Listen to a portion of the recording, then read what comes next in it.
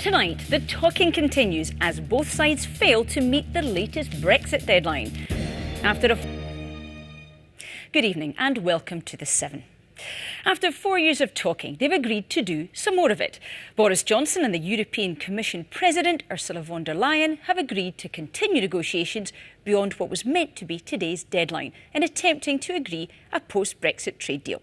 Here's what they said. I'm afraid.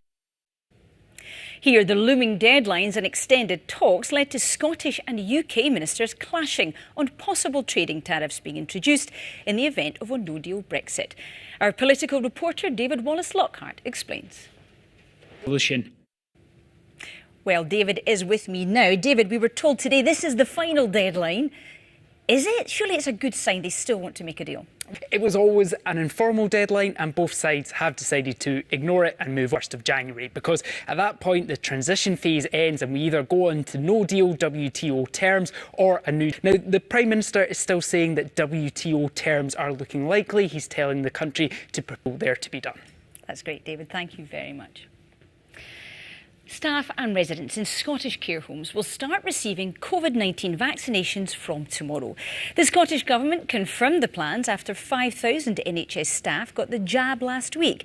It comes as a further 800 people tested positive for the virus in the past 24 hours. Stephen Gordon has the story. A look now at some of today's other stories. A 19-year-old man has died in a crash in Ayrshire. His car left the road and hit a tree near the village of Coylton in the early hours. Police are appealing for witnesses.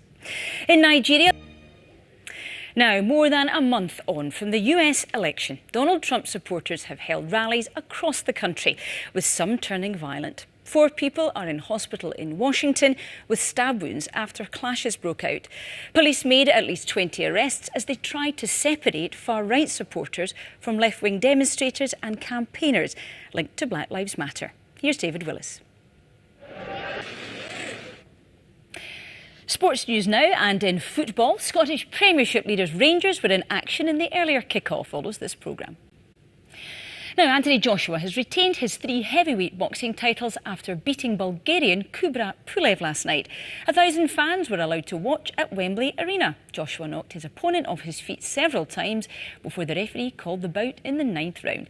His victory paves the way for a potential fight against Britain's other heavyweight champion, Tyson Fury. Adam Wilde reports. BBC News. That's all the sport. Time for the weather with Kirsty. Good evening. Celsius. That's the forecast. And finally, within the last hour, Elon Musk's SpaceX company has launched a rocket from Cape Canaveral in Florida. That's all from us. Don't forget 7 days on tonight at 11. Bye-bye.